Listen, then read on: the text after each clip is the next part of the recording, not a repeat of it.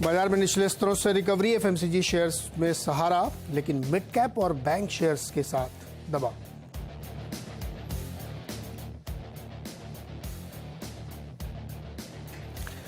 ECL यानी अनुमानित loan घाटा बढ़ने की आशंका से सरकारी बैंकों में बड़ी गिरावट। पीएसयू बैंक इंडेक्स 2% से ज्यादा नीचे, सभी 12 पीएसयू बैंकों में 2 से 3% की गिरावट। कमजोर नतीजों वाले शेयर्स की आज पिटाई। रेन इंडस्ट्रीज का मुनाफा 62% गिरने से शेयर 4% लुढ़का। लेटेंट व्यू भी नतीजों के बाद 8% नीचे। जेएम फाइनेंशियल्स में भी दबाव। निफ्टी की दो कंपनियां डॉक्टर रेड्डीज और एलएनटी आज पेश करेंगी चौथी तिमाही के नतीजे। 15% बढ़ सकता है एलएनटी का मुनाफा। गोदरेज कंज्यूमर और स्कॉट्स कुबोटा के नतीजों का भी रहेगा इंतजार। कर्नाटक विधानसभा की 224 सीट के लिए वोटिंग जारी। मैदान में है 2600 से ज्यादा उम्मीदवार। 13 मई को होगी वोटों की गिनती। आज शाम आएंगे एग्जिट पोल के आंकड़े। तो बाजार की इस समय ताजा तस्वीर ये है कि एक स्मार्ट रिकवरी दिखाई है मार्केट ने। निफ्टी बहुत थोड़ा सा 10-12 पॉइंट ही केवल नीचे है और बैंक निफ्टी 250 पॉइंट नीचे है। लेकिन ये देखिए, जो आपको आखिरी में दिख रहा है ना, जो एक पर्वत जैसा बनता छोटा सा, ये दिखाता है कि लो बना के उसने रिकवरी दिखाई है। और ये इंपॉर्टेंट है कि जो स्ट्रेंथ है मार्केट की ना, बुल साइड की, वो अभी भी बरकरार है और लोग पोजीशन छोड़ नहीं रहे। हाँ, कहाँ जहाँ कहीं पे कुछ खास खबरें हैं या सेक्टोरल इम्पैक्ट है, जैसे सरकारी बैंक वो थोड़ा प्रेशर में है, या जिनके नतीजे अच्छे नहीं आए हैं वो प्रेशर में है, या अच्छे नतीजे आए पहले पोजीशन बन चुकी थी वहाँ प्रॉफिट बुकिंग है। ये सारी चीज़ें यहाँ पे डेफिनेटली हो रही हैं। और एक ही चीज़ मुझे थोड़ी सी चिंता लग रही है, एडवांस डिक्लाइन अभी भी रेड वाला ज़्यादा है। हालांकि बदल सकता है क्योंकि बहुत नेक एंड नेक मामला है, 1425 1341। तो देखते हैं, अगर ये ग्रीन लाइन फिर से ऊपर चली गई तो इंटरेस्टिंग मार्केट हो जाएगा। एक क्विक कमेंट लेते हैं आज के मेहमान से। गौरव बिस्सा है हमारे आज के मेहमान। गौरव, क्या अप्रोच है? ये जो अभी हल्की सी गिरावट आई थी और रिकवरी लग रही है, तो क्या एक मौका है यहाँ पे लॉन्ग करने का? Good morning. देखिए, अगर निफ्टी की अगर बात की तो यहाँ पे काफी इंटरेस्टिंग जंक्शन पे आया है। जब तक 18,250 स्पॉट में सस्टेन होता है, एक बाउंस बैक थोड़ा देखने मिल सकता है। मैं थोड़ा वेट करूंगा। देखिए, यहाँ पे डाइवर्जेंसेस आपको क्लियरली देखने मिल रहे हैं। निफ्टी के अंदर आवली चार्ट्स में, आपको डेली चार्ट्स में देखने मिल रहे हैं आरएसआई में डाइवर्जेंसेस। तो मैं यहाँ पे फ्रेश एंट्री का मौका नहीं देखूंगा। टू बी ऑनेस्ट, कोई भी डिक्लाइन अगर देखने मिलती है टूवर्ड्स 18,180 स्पॉट की बात कर रहा हूँ, तो वहां पे आप बाय कर सकते हैं। 70-80 पॉइंट का स्टॉप लॉस होगा और 18,300 350 के लिए प्ले कर सकते हैं। तो यहाँ पे रिस्क उतना फेवरेबल नहीं होगी। यहाँ पे अगर मैं बाय करूँ 18,300 के आसपास में, तो मेरे स्टॉप लॉसेस फिर वही होंगे। तो 125-150 पॉइंट की डाउन साइड, 125-150 पॉइंट की अपसाइड, तो रिस्क उतना फेवरेबल नहीं है। तो वो पर्सपेक्टिव के हिसाब से मैं यहाँ पे थोड़ा अवॉइड करूँगा। ओके, तो ये राय बन के आ रही है इसमें। अच्छा, कुछ स्टॉक्स पे भी एक दो कमेंट ले लें, फिर हम लोग दर्शकों की तरफ चलेंगे, उनके सवाल जवाब के लेंगे जो इंटरेस्टिंग यहाँ पे रुझान बनाते हुए दिखा रहे हैं। जैसे रिजल्ट्स आए ल्यूपिन के, नतीजे अच्छे थे लेकिन स्टॉक में वैसा मोमेंटम आता हुआ नहीं दिखा। अपोलो टायर के नतीजे बहुत अच्छे थे लेकिन वहाँ भी प्रॉफिट बुकिंग है। क्या राय बनती है आपकी इन दोनों स्टॉक्स पर? देखिए, लुपिन की अगर बात की है तो यहाँ पे वीकली चार्ट्स में ब्रेकआउट के कगार पे स्टॉक जो है वो आ रहा है। और अगर कोई क्लोजिंग जो है, ये वीकली क्लोजिंग अगर होती है 750 के ऊपर या 755 की अगर होती है, तो मैं वापस बाइंग के मौके ढूंढूंगा। एक अच्छी अपसाइड आपको देखने मिल सकती है टूवर्ड्स 825 830। तो स्ट्रक्चर खराब नहीं है, बट कंफर्मेशन का वेट कीजिए। और फार्मा स्पेस एक अच्छा अपसाइड ऑलरेडी दिखा चुका है, तो यहाँ पे प्रीएम्प्ट करना कि नहीं सस्टेन हो जाएगा, एक दो दिन की बात है। तो मेरे हिसाब से आप रेडर पे रखिए, लेकिन फ्रेश एंट्री में 755 760 की क्लोजिंग के ऊपर ही लूंगा मैं। और वहीं अगर हम बात करें अपोलो टायर्स की, तो यहाँ पे भी अगर आप देखिए तो काफी एक स्ट्रॉन्ग ब्रेकआउट आपको देखने मिल चुका है। आप अगर वीकली चार्ट्स देखेंगे तो यहाँ पे 5-6 हफ्ते से कंसिस्टेंटली स्टॉक जो है ऊपर गया है। स्टॉक 280 टू 90 वाला स्टॉक वन साइड 365 चला गया। तो किसी के पास अगर है तो प्रॉफिट के मौके देखूंगा। कोई गिरावट अगर आती है यहाँ पे तो बाइंग के मौके देख सकते हैं। यहाँ पे फ्रेश एंट्री में अवॉइड करना, फ्रेश एंट्री अवॉइड करेंगे। चलिए अब दर्शकों तक चलते हैं। जगदीश चंद्र जन्मेजा जी हमारे साथ जुड़ना श्री गंगानगर से। जगदीश जी, बताइए क्या सवाल है? सर नमस्कार। जी नमस्कार। तो मेरे पास HFCL है, लगभग 1 साल हो गया, 75 के रेट से हैं, 309 शेयर है। ओके, हिमाद्री केमिकल की बात कर रहे हैं आप? जी सर। ओके गौरव जी, क्या किया जाए? 75 रुपये में खरीदा इन्होंने और अभी 116-17 रुपये पे चल रहा है। देखिए यहाँ पे एक छोटा सा ब्रेकआउट सॉर्ट ऑफ देखने मिल रहा है प्रीवियस स्विंग हाई से, तो यहाँ पे एक बार बने रह सकते हैं। वॉल्यूम पार्टिसिपेशन भी ठीक है, एमएससीडी का एक बुलिश क्रॉसओवर भी यहाँ पे आया है, तो यहाँ पे आप बने रह सकते हैं। और जब तक ये 105 को सस्टेन कर रहा है, जो अपसाइड जो करंट अपसाइड है वो एक बार के लिए 125 से 130 भी इसको ले जा सकती है। ओके तो ये रहा 120 तक की यहाँ पे बनती हुई दिख सकती है, इस पर नज़र रखना चाहिए। काशीनाथ जी हैं पटना बिहार से हमारे साथ। काशी जी नमस्कार, बताइए क्या सवाल है? जी नमस्कार सर। जी टाटा पावर का हमारे पास 220 वो है, 203 रुपए के रेट से। 3 साल में हम चाहते हैं कि दुगना हो जाए, क्या ये संभव है? नहीं, अच्छा सवाल तो बढ़िया आपका। 3 साल में दुगना हो जाएगा क्या? ये 406 रुपये का हो जाएगा 3 साल में ये? मुझे फिलहाल ऐसा लग नहीं रहा है, संकेत ऐसे आ नहीं रहे हैं। देखिए आप अगर सोच रहे हैं कि आपको 100% रिटर्न अगर 3 साल की अगर बात की जाए, तो आप कह रहे हैं कि प्रोबेबली 30-35% का आपको सीएजीआर आपको 25-30% का सीएजीआर आपको देना पड़ेगा। मुश्किल लग रहा है। अगर आप इसके वीकली चार्ट्स पे देखेंगे तो ये 1 सवा साल से जो है एक टाइट रेंज में, एक ट्रायंगल पैटर्न में टाइट रेंज में चालू है, और एक कंसोलिडेशन इसमें काफी स्ट्रांग है। तो यहाँ पे आपको या तो नजरिया बढ़ाना पड़ेगा, या आपके आप जो एक्सपेक्टेशन है उसको थोड़ा सा मैरो डाउन करना पड़ेगा। तो मैं अगर डबल के लिए प्ले करूंगा तो नहीं। हाँ, अगर आपको यहाँ से अच्छी अपसाइड देखने की उम्मीद है तो वो हो सकता है, क्योंकि सपोर्ट्स अच्छे 185 को अच्छे सपोर्ट्स बना के ऊपर जा रहा है, तो प्रोबेबली अगर सस्टेन अगर हो गए तो आपको यहाँ से एक अच्छी अपसाइड देखने मिल सकती है। बट मैं यहाँ से डबल के लिए इसको प्ले नहीं करूँगा। ओके तो ये आपने भी दुगना तो नहीं हो पाएगा, क्योंकि बहुत ज़्यादा एम्बिशियस टारगेट आपने रख लिया है, लेकिन ठीक है। अच्छा, अगला सवाल है वरिंदर कुमार का गुरदासपुर से। वरिंदर जी बताइए क्या सवाल है आपका? वरिंदर जी आवाज़ आ रही है? नहीं, वरिंदर जी को आवाज़ नहीं आ रही है। चलिए एक सवाल हम इधर से ले लेते हैं। हाँ, एक कंपनी है गौरव, शेमारू, रिजल्ट्स आए बड़े अच्छे और 10% स्टॉक ऊपर है। क्या राय बनती है आपकी इसमें? देखिए ये एक वन ऑफ केस आप इसमें कह सकते हैं नीरज जी। अगर आप इसके डेली या वीकली चार्ट अगर देखेंगे तो ये काफी प्रोलॉन्ग कंसोलिडेशन में ये ट्रेड कर रहा है, जहाँ पे 180 के इसके हडल है। और 2021 के शुरुआत से अगर आप देखिए तो सपोर्ट्स इसके जो है 100 रुपए के आसपास के पकड़ लीजिए। तो यहाँ पे एक रेंज बाउंड है। मैं अग्रेसिवली यहाँ पे ट्रेड करने की सलाह नहीं दूंगा मैं, लेकिन हाँ प्रोबेबली अगर डेली चार्ट से अगर आप इसे देखते हैं और आज का अगर सस्टेन होता है मूव 130 के इधर आसपास में होता है कल के लिए भी, तो मुझे लगता है एक छोटा सा ब्रेकआउट और स्टॉक जो है 140-145 जा सकता है। ओके अच्छा गौरव, आपने गौर किया सरकारी बैंकों में अच्छी पिटाई है। पीएनबी देखिए 4% नीचे है, केनरा बैंक 2.5% नीचे, बैंक ऑफ बड़ौदा 2.5% नीचे।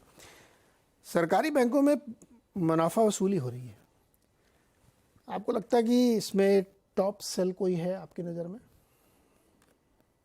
देखिए जब किसी प्राइस का ट्रेंड काफी स्ट्रांग हो तो उसमें सेलिंग के लिए नहीं, उसमें बाइंग के मौके देखने चाहिए। कि अगर कोई डिक्लाइन आती है या कोई रिट्रेसमेंट सॉर्ट ऑफ अगर आता है तो यहाँ पे हम बाइंग के मौके ढूंढे। तो जैसे कैनरा बैंक आपने कहा, तो यहाँ पे सेल मुझे नहीं बनता है। इसमें एक मल्टी ईयर एक 10 साल का ट्रेंड लाइन ब्रेकआउट रिटेस्ट हुआ था 270 पे। तो कोई अगर डिक्लाइन अगर आपको 280 टाइप्स में अगर आती है तो मैं 270-280 में इसमें बाइंग के मौके ढूंढूंगा, जहाँ पे मेरे 7-8% के स्टॉपर्स होंगे। मैं 15-20-25% के लिए अपसाइड इसको प्ले करूंगा। तो यहाँ पे मैं बाइंग के मौके ढूंढूंगा, मैं यहाँ पे सेलिंग के लिए देखूंगा। प्रोबेबली अगर किसी के पास प्रॉफिट बुकिंग के लिए सोच सकते हैं कि मैंने 230-240 कैनरा बैंक बाय किया, मैं यहाँ पे बुक करूँ, हाँ थोड़ा प्रॉफिट बुक कर लीजिए। बट अगर शॉर्ट करना है तो उसको अवॉइड करूंगा। ओके अच्छा, अभिषेक कुमार जी एनएमडीसी लेना चाहते हैं, किस लेवल पे ले और 6 महीने के लिए? देखिए अगर आपका नजरिया 6 महीने का है एनएमडीसी के लिए, तो सिंपल सी राय है इसको अवॉइड कीजिए। क्योंकि यहाँ पे कोई ट्रिगर ऐसा लग नहीं रहा है जो मुझे ब्रेकआउट देखने मिले या मेजर रिवर्सल देखने मिले। फिलहाल स्ट्रक्चर इसका एक रेंज में है, ऊपर में प्रेशर आपको देखने मिल रहा है हर एक लेवल्स पे, तो मैं कहूँगा यहाँ पे इसको अवॉइड कीजिए। और एचडीएफसी बैंक किस लेवल पर खरीदना चाहिए? एचडीएफसी बैंक आप करंट लेवल्स पे ले सकते हैं। यहाँ पे मल्टी ईयर सपोर्ट आ रहा है 1550 1540 के आसपास में, तो आप 100 रुपए का स्टॉप लॉस लगा के इसमें प्ले कर सकते हैं। 1725 की अगर इसकी वीकली क्लोज अगर आती है तो एक अच्छा कप एंड बटन ब्रेकआउट आपको देखने मिलेगा और एक मूव जो है 2000 तक के लिए पॉसिबल होगा, तो यहाँ पे आप बाय कर सकते हैं। ऐसे डिस्क्लेमर अपने क्लाइंट्स को भी एचडीएफसी बैंक के मौजूदा स्तरों में 5-7 रुपए नीचे बाय करवाया है, तो यहाँ से काफी अच्छी अपसाइड हमको एक्सपेक्टेड है एचडीएफसी बैंक के लिए, और लो रिस्क सेटअप लग रहा है, तो यहाँ पे आप बाय कर सकते हैं। ओके, एचडीएफसी बैंक में अच्छा, तीरथ सिंह इंदौर से जुड़ रहे हैं हमारे साथ। तीरथ जी बताइए क्या सवाल है। सर मेरा सवाल ये है कि पेटीएम के मेरे पास 120 शेयर हैं, जो मेरी एवरेज प्राइस 1072 है, 1072। हाँ, तो मेरा सवाल ये कि क्या इसको अभी होल्ड करना चाहिए या निकाल देना चाहिए? गौरव क्या करें, लॉस बुक करें इसमें पेटीएम में? मेरे हिसाब से होल्ड करना चाहिए। ऐसे डिस्क्लेमर, हमने अपने क्लाइंट्स को निश्चित स्तरों पे पेटीएम दिलवाया था, और एक एक करके हम न्यू एज कंपनी जो है उसमें हम बाइंग करवा रहे हैं, 20-25% के लिए करवा रहे हैं। तो चाहे आप जोमेटो ले लीजिए, डिलीवरी ले लीजिए, तो पेटीएम ले लीजिए, पॉलिसी बाजार ले लीजिए, तो मुझे लग रहा है कि एक एक करके ये सारे जो कंपनीज है ये आपके अपने लिस्टिंग के बाद की जो ट्रेंड था, डाउन ट्रेंड, उसको रिवर्स कर रहे हैं। तो पेटीएम ने भी किया है, यहाँ पे आप बने रह सकते हैं, आपका भाव भी एक बार देखने मिल सकता है। ऐड मत कीजिए, या किसी को और फ्रेश बैक करना, तो मैं उसको कहूँगा अवॉइड कीजिए, लेकिन इनके लिए मैं कहूँगा कि आप एक बार उसको होल्ड कर सकते हैं। और रिवर्सेस नजर आ रहे हैं, प्राइवेट टाइम आपको लग सकता है थोड़ा सा, साल भर के लिए या 1.5 साल के लिए, बट आपको यहाँ से काफी अच्छे रिटर्न आपको देखने मिल सकते हैं। तो पेटीएम में ये राय बन रही है। गौरव के साथ, गौरव रुकिएगा, हमारे साथ यतीन जुड़ गए। यतीन, सरकारी बैंकों में गिरावट है काफ़ी ज़्यादा, कोई जानकारी आपके पास क्यों गिरावट है? तो नीरज जी, एक खुलासा जो है पीएसयू बैंक्स ने बहुत सारे कॉन्फ्रेंस कॉल पे किया है, और इन्वेस्टर्स के मन में अभी एक कंसर्न आया है। अगर आपको याद है तो जनवरी 2023 में आरबीआई ने एक डिस्कशन पेपर फ्लोट किया था ईसीएल नॉर्म्स पे या ईसीएल प्रोविजनिंग पे। इसका मतलब ये एक्सपेक्टेड क्रेडिट लॉस। पहले क्या होता था, जब बैंक्स का कोई डिफॉल्ट हो जाता है, 90 दिन तक अगर कोई ग्राहक पैसा नहीं देता है तो उसको डिफॉल्ट कैटेगरी में आप गिनते हैं, और उसके बाद प्रोविजनिंग बनती है। अब आरबीआई जो है प्रूडेंट नॉर्म्स, जो ग्लोबल स्टैंडर्ड प्रैक्टिस है, उसके हिसाब से जाना चाहती है, जहां expected credit loss provisioning banks को पहले से ही करनी होगी। इसका मतलब ये है, जब जैसे आप लोन डिसबर्स करते हैं, और जैसे for example housing loan segment, आपको पता है कि साल में 1-2% ऑफ बुक जो है डिफॉल्ट हो जाती है, तो आपको अगर पता है कि भाई ये जो एसेट क्लास ऐसे बिहेव करता है, तो उसका आप पहले से ही प्रोविजन करके रखते हैं। तो ये एक्सपेक्टेड क्रेडिट लॉस प्रोविजनिंग जो है वो फरवरी 2023 में सब बैंक्स वगैरह ने कंसल्टेशन पेपर पे अपने अपने कमेंट दे दिए।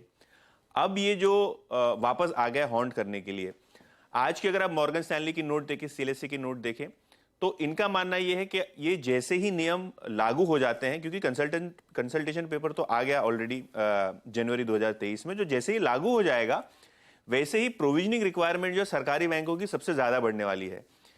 प्राइवेट बैंक हो, आईसीआईसीआई बैंक, एक्सिस बैंक, तो वो प्रूडेंटली प्रोविजनिंग करते हैं, उनको इंपैक्ट कम होगा। लेकिन पीएसयू बैंक्स के केस में नेटवर्थ का 5 से 20% तक इनको प्रोविजनिंग करना पड़ेगा। इतना बड़ा प्रोविजनिंग नेटवर्थ का जो है लागू हो जाएगा, क्योंकि जो ईसीएल नॉर्म्स हैं, जो एक्सपेक्टेड क्रेडिट लॉस है, लोन बुक का 1 से 2% के बीच में आरबीआई ला सकती है शुरुआती। तो अगर आपकी लोन बुक का 1 से 2% आप अगर प्रोविजन करना शुरू कर दें, तो छोटी बैंक्स की नेटवर्थ का 5 से 20% के बीच में हो जाता है। इवन सरकारी बड़े बैंकों का भी काफी हो जाएगा। हाँ, हो जाएगा। तो लेकिन लेकिन ब्रोकरेजेस का मानना यह है कि यहाँ बैंक ऑफ बड़ौदा और एसबीआई सबसे वेल पोजीशन्ड है, क्योंकि साइज बहुत बड़ी है बैलेंस शीट की, प्रोविजनिंग करके रखते हैं ये लोग। तो कहीं ना कहीं इन पे इंपैक्ट सबसे कम होगा। लेकिन सबसे ज्यादा इंपैक्ट देखिए उनको लगता है कि कैनरा बैंक और पीएनबी और दूसरी छोटी छोटी बैंक जो है, इनकी बुक्स पे आता हुआ दिखाई पड़ेगा।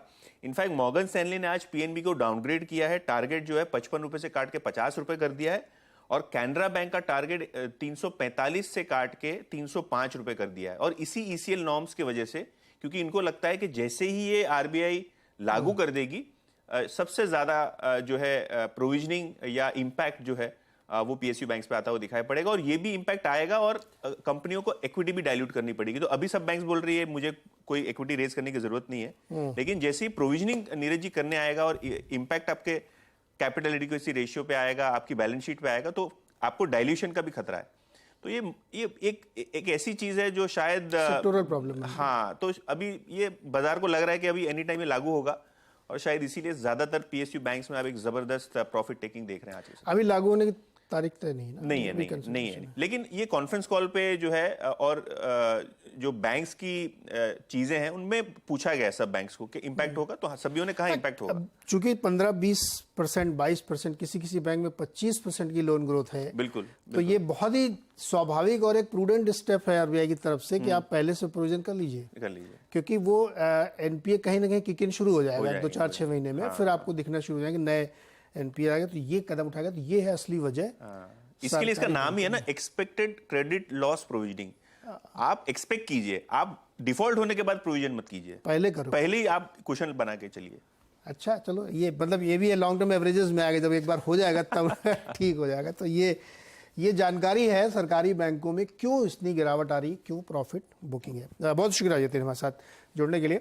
तो ये नॉर्म्स हैं जो आने वाले हैं, कब से आएंगे अभी आइडिया नहीं, अभी तारीख तय नहीं है, लेकिन इसका असर बैंकों में पड़ेगा, खासतौर पे छोटे बैंकों पे डेफिनेटली यहाँ पे पड़ता हुआ दिखेगा। तो ये है तस्वीर। अच्छा, इस बीच जो है मार्केट में एक जो रिकवरी आती हुई दिख रही थी वो लगभग वैसी बनी हुई है। बैंक में हालांकि थोड़ी सी रिकवरी और प्राइवेट बैंकों में दिखी है, और ऐसा लग रहा है कि शायद मार्केट अपने आप को और संभालने की कोशिश करेगा यहाँ पे। गौरव, पीएनबी में कोई आपका टारगेट बन रहा है क्या अभी? देखिए, पीएनबी में अगर आप देखते हैं तो मैं जनरली इसको शॉर्ट टर्म ट्रेड के लिए इसको अवॉइड करता हूँ। 46 का एक इमीडिएट सपोर्ट है, तो अगर सस्टेन होता तो उसके स्टॉप लॉस से मैं अदर्स में बाइंग के मौके ढूंढूंगा। यहाँ पे मौजूद सस्टेन एक स्टेबिलिटी आ जाए, मुझे लगता है कि यहाँ से उसके नीचे अगर जाएगा तो एक थोड़ा आपको प्रेशर और देखने में टुवर्ड्स 42-43 के लिए। जब तक वो सस्टेन है यहाँ पे थोड़ा सा एक विशफुल थिंकिंग कर दीजिए, लेकिन बाउंस बैक देखने मिल सकता है। ओके, तो पीएनबी में ये राय बन के दिख रही है, 48.25 पर ट्रेड कर रहा है, 4% नीचे है। सरकारी बैंकों की गिरावट का एक कारण अभी हम लोगों ने समझने की कोशिश की। गौरव, रुकिएगा जरा, एक वेस्ट लाइफ डेवलपमेंट जो है, वेस्ट लाइफ फूड रादर इसका नाम हो गया है, इनकी चौथी तिमाही के नतीजे आए हैं। 30% करीब इनका मुनाफा बढ़ा है और आय और मार्जिन में भी अच्छी इंप्रूवमेंट देखने को मिली। कंपनी ने रॉ मटेरियल कॉस्ट को प्रीमियमाइजेशन के थ्रू कन्वर्ट किया है अपने पक्ष में, और ये बातचीत करने के लिए हमारे साथ है कंपनी के एमडी सौरभ कालरा। सौरभ जी, बहुत बहुत स्वागत है आपका। नतीजे अच्छे दिख रहे हैं। इंटरेस्टिंग ये है कि आपने इन्फ्लेशनरी प्रेशर को कन्वर्ट कर लिया अपने फेवर में। थोड़ा नंबर मुझे एक्सप्लेन करिए कैसे रहे ये। आई थिंक बहुत अच्छा ग्रोथ रहा हमारा पूरे साल का। अगर आप देखेंगे तो almost 36% same store sales growth आया, 44% की हमारी टोटल ग्रोथ आई। अगर आप लास्ट क्वार्टर भी देखेंगे मोमेंटम बहुत स्ट्रांग था, हाई डबल डिजिट पे हमने 14% का सेम स्टोर सेल्स ग्रोथ दिया और 22% पे टोटल ग्रोथ करी। तो काफी अच्छा लग रहा है हमको। एक अच्छा बेस एस्टैब्लिश हो गया था लास्ट ईयर भी Q4 में, उस बेस के ऊपर भी हमने स्ट्रांग कॉम्स डिलीवर किए, तो काफी अच्छा लग रहा है। एक अच्छी जगह पे हम, हमारी स्ट्रैटेजी काम कर रही है, तो काफी खुश हैं हम जो ये रिजल्ट आए। ओके, ये अच्छा, चूंकि इन्फ्लेशनरी प्रेशर को आपने मैनेज किया, मुझे ये बताइए कि एक्सपेंशन के तहत कितने नए स्टोर्स आपने खोले इस क्वार्टर के दौरान, और क्या एक्सपेक्ट करना चाहिए आगे जाते हुए? तो हमने 18 स्टोर ऐड किए। एक्चुअली हमारा पूरे साल का टारगेट था 35, तो फाइनली हमने अपना टारगेट मीट किया। और अगर ये 18 रेस्टोरेंट देखेंगे तो काफी अच्छा बेस है, जहां हमने साउथ में ओपन किए हैं, वेस्ट में, मुंबई में ओपन किए हैं और छोटे शहरों में भी ओपन किए। तो काफी अच्छा एक ओवरऑल मिक्स था जिसकी हम बात कर रहे थे। एक्चुअली हमें लगता है कि हमने ये शोकेस किया कि हम ये कर सकते हैं। एक तो 18 आउटलेट एक क्वार्टर में डिलीवर कर सकते हैं, 35 का नंबर अचीव कर सकते हैं और ऑल राउंड ग्रोथ डिलीवर कर सकते हैं, जिसमें एक पर्टिकुलर शहर पे फोकस नहीं है, कि ओवरऑल वेस्ट साउथ सब जगह ग्रोथ करने का जो हमारा संकल्प था वो हमने पूरा किया है। सौरभ, बड़े शहरों में बहुत कंपटीशन हो रहा है, बहुत सारे अनऑर्गेनाइज्ड प्लेयर्स भी हैं और जो अपने लोकल एरिया में बहुत डोमिनेंस रखते हैं, लेकिन आपका एक्सपेंशन वहाँ पे हो चुका है। क्या फोकस अब टियर 2 टियर 3 सिटीज की तरफ होगा? हमारा रीजन वेस्ट और साउथ है, तो हम इसी रीजन में स्टोर्स खोलते हैं। तो अगर आप देखेंगे बैंगलोर, चेन्नई, मुंबई, पुणे एंड अहमदाबाद, ये हमारी की सिटीज हैं। और इसके अलावा बाकी बहुत सारे छोटे शहर हैं जहां हम ऑपरेट करते हैं। तो हमने जामनगर में भी स्टोर खोला। तो अगर मैं देखूंगा तो वेस्ट और साउथ के छोटे शहरों में भी हमने 5-6 स्टोर खोले, बाकी 10-12 स्टोर बड़े शहरों से आए। ओके सौरभ, बहुत बहुत शुक्रिया जुड़ने के लिए और बातचीत करने के लिए, अपने एक्सपेंशन प्लान सामने रखने के लिए। वापस आते हैं गौरव के पास। गौरव, ये अच्छा लगता है आपको स्टॉक वेस्ट लाइफ फूड? देखिए ओवरऑल स्ट्रक्चर अच्छा है। किसी को अगर नजरिया अगर 1.5-2 साल का है या 1 साल का मिनिमम है तो यहाँ पे आप निबलिंग इन कर सकते हैं। एक कंटिन्यूशन पैटर्न है जहाँ पे एक 2-3 साल के कंस्ट्रक्शन के बाद में स्टॉक निकला, उसने एक रिटेस्ट किया 630 पे, और अभी जो है प्रीवियस स्विंग हाई जो है उसके आसपास में ट्रेड कर रहा है, 850 पे थे वो। तो यहाँ पे स्ट्रक्चर अच्छा है, बट अगर आप कहें कि मैं 1 या 2 महीने के लिए नजरिया रखूं तो मैं कहूंगा नहीं, इसको अवॉइड कीजिए। किसी का अगर नजरिया 1 साल का है तो यहाँ से स्ट्रक्चर खराब नहीं है, यहाँ पे बाय किया जा सकता है। ओके, इंटरेस्टिंग है। और अच्छा, अब एक सवाल लेते हैं दिनेश कुशवाहा का, नासिक से जुड़ना है मेरे साथ। दिनेश जी, क्या सवाल है? Good morning sir. जी, गुड मॉर्निंग। सर मेरे पास में टाटा स्टील बाय है सर, 1000 क्वांटिटी 109 रुपए की प्राइस पे, और 5 से 6 महीने का व्यू है सर उसका। और एक मेरे पास अदानी पावर है बाय 185 से 500 शेयर है, इसका भी 5 to 6 मंथ का व्यू है सर होल्डिंग का। ओके, टाटा स्टील में क्या करना क्या करना चाहिए चाहिए? 6 महीने के लिए? 109 की बाइंग है इनकी। देखिए टाटा स्टील एक दायरे में ट्रेड कर रहा है जहां पे 100 रुपए के अच्छे सपोर्ट्स हैं और 120 रुपए का काफी अच्छा हडल आ रहा है। अगर आप उसके चार्ट्स देखें डेली या वीकली तो एक फॉलिंग ट्रेंड लाइन का हडल है, वो भी इसका आ रहा है तकरीबन 120 के यहाँ पे। तो यहाँ पे फिलहाल आप बने रह सकते हैं, लेकिन एक मैं बहुत अग्रेसिवली यहाँ पे बुलिश नहीं हूँ। मुझे थोड़ा सा यहाँ पे प्रॉफिट बुकिंग का ऐसा नजर आ रहा है मेटल स्पेस में, तो 1-2 महीने के लिए मैं इसमें बुलिश बिल्कुल नहीं रहूंगा। लेकिन आप इसमें बने रह सकते हैं। आपका जो स्टॉप लॉस है वो 100 रुपए का होगा। और ये अच्छा, अडानी पावर में कोई व्यू दे पाएंगे आप? क्योंकि बहुत ही न्यूज़ ड्रिवन है ये। बिल्कुल। जो जैसे मैंने आपके चैनल के माध्यम से पहले भी कहा, हम ये समूह से या ये रिलेटेड स्टॉक से हम लोग फिलहाल अवॉइड करें। अगेन खराबी नहीं लग रही है, बट वोलेटिलिटी जो है वो काफी ज्यादा है। यहाँ पे स्ट्रक्चर देखा जाए तो मैं कहूँगा खराब भी नहीं है, अच्छा भी नहीं है, एक रेंज में ये ट्रेड कर रहा है। यहाँ पे फिलहाल आप बने रह सकते हैं। दिक्कत इसमें ज्यादा इसमें लग नहीं रही। आपको स्टॉप लॉसेस डीप रखने पड़ेंगे 175 180 के। वो सस्टेन अगर होगा तो एक बाउंस पे आपको देखने मिल सकते हैं। ओके, एक बाउंस देखने को मिल सकता है, लेकिन ये ग्रुप में चूंकि न्यूज़ ड्रिवन बहुत ज़्यादा है, इसलिए कोई कॉल सर्टेनिटी के साथ देना बड़ा मुश्किल है। तो बीरेश्वर पॉल का एक सवाल है, इन्होंने SRF के शेयर खरीदे हैं फ्यूचर्स में 2700 रुपये वाले, कॉल ऑप्शन लिया इन्होंने। 2700 का स्ट्राइक प्राइस, कॉल ऑप्शन है 18 रुपये का, टारगेट 50। पॉसिबल है क्या ये? देखिए एज अ थंब रूल जो हम अपने क्लाइंट्स के लिए भी करते हैं कि अगर 3 या 4 दिन में अगर आपको बेनिफिट नहीं आता, आपके फेवर में नहीं आ रहा है कोई चीज, तो उसको एक बार एग्जिट करना बेहतर हो जाएगा। तो यहाँ पे जो सपोर्ट्स मैं देख पा रहा हूँ SRF के लिए, इमीडिएट सपोर्ट्स अगर मैं कह रहा हूँ फ्यूचर्स में अगर देखूँ मैं, तो 2570 रुपए के सपोर्ट्स आ रहे हैं जो मुझे लगता है सस्टेन हो जाए। तो आप उसके स्टॉप लॉस लगा 2570 के नीचे अगर फ्यूचर्स अगर ट्रेड करें तो आप अपने ऑप्शंस को जो है एग्जिट कर सकते हैं। ओके गौरव, रेन इंडस्ट्रीज़ पे आपकी राय चाहिए। और नतीजे तो काफ़ी कमज़ोर हैं और काफ़ी ज़्यादा प्रॉफिटेबिलिटी गिरी है इनकी, इम्पैक्ट हुआ है। क्या लगता है आपको रेन इंडस्ट्रीज़ में क्या व्यू बन रहा है? देखिए ऑफ लेट अगर आप रेन इंडस्ट्रीज के चार्ट देखेंगे तो बहुत उत्साहजनक कहा जाए वैसा नहीं है। डेली चार्ट्स पे लोअर टॉप लोअर बॉटम का सिलसिला शुरू है। यहाँ पे जब तक एटलीस्ट 170 का क्लोजिंग नहीं आती है, एटलीस्ट 1-2 या 3 दिन की, मैं यहाँ पे बिल्कुल पॉजिटिव फिलहाल नहीं रहूंगा। प्रीवियस स्विंग लो जो उसका था 144 145 का, उसका ये ऊपर ट्रेड कर रहा है, तो एक रेंज में ट्रेड करेगा एट द बेस्ट। बट यहाँ पे फ्रेश एंट्री अवॉइड करनी चाहिए। अगर किसी ने लिया है तो उसके जो स्टॉप लॉस है वो 144 का होगा। ओके, ये राय बनी। और एक राय अपोलो टायर्स पे भी अच्छे नतीजों के बाद 4% गिरावट। इसका जरा बड़ा चार्ट दिखाइएगा 15-20 दिन का। काफ़ी स्टॉक में मोमेंटम था। क्या ये जितनी रैली बनी थी इस उम्मीद में कि नतीजे बहुत अच्छे आएंगे, ये वाइप आउट होगी क्या और गिरेगा ये अभी? देखिए बहुत ज्यादा गिरे ये मुझे लग नहीं रहा है कि यहाँ से बड़ी प्रॉफिट बुकिंग आएगी। लेकिन चूंकि स्टॉक है 5-6 हफ्ते से एक के बाद एक कंसिस्टेंटली कैंडल जो है पॉजिटिव ही बने हैं, और स्टॉक ने एक तकरीबन 15% की अपसाइड आपको दिखा दी एक स्विफ्ट मैनर में। थोड़ी सी प्रॉफिट बुकिंग स्टॉक के लिए अच्छी भी है क्योंकि सारे इंडिकेटर्स आपके जा रहे हैं ओवरबॉट जोन में। तो मैं समझता हूँ कोई करेक्शन अगर आता है टुवर्ड्स, अच्छी बात अगर होती है कि 315 320 अगर आता है तो और अच्छा है। अदरवाइज जो रिस्क ले सकते हैं उनके लिए 345 अगर आता है तो वहां पे बाय कर सकते हैं। और वहीं पे मुझे लग रहा है कि जो प्रॉफिट बुकिंग सिलसिला शुरू हुआ है ये शायद और यहाँ से 15-20 रुपए गिर सकते हैं। 15-20 रुपये और गिरेगा, उसके बाद इसमें बाइंग की सोचिएगा। और आरती इंडस्ट्रीज टॉप लूज़र है, 8% नीचे है, 517 पे आ गया, 44-45 रुपये नीचे है। इसमें भी और गिरावट बाकी है क्या अभी? ये जो फॉल है ये एक बार जा सकती है 480 के करीब, और उसके नीचे का जाता है तो और दिक्कतें इसके लिए बढ़ सकती हैं। फिर स्टॉक जो है वो गिर के 430 तक के भी लेवल दिखा सकता है। तो यहाँ पे आ सकता है प्रेशर, लेकिन मैं फ्रेश शॉर्ट की सलाह दूंगा। अगर आप इसके चार्ट अगर देखें तो आपके जो स्टॉप लॉस से थोड़े डीप आए होंगे। ब्रेकआउट के जो लेवल्स थे वो 565 के थे, तो मैं उसको स्टॉप लॉस काफी डीप हो जाएगा। लेकिन यहाँ से जो करंट फॉल है ये एक बार यहाँ से और 20 से 30 हो जा सकती है। हो गया। तो ये राय बनी आरती इंडस्ट्रीज में। गौरव, बहुत बहुत शुक्रिया मदद करने के लिए, दर्शकों के सवालों के जवाब देने के लिए।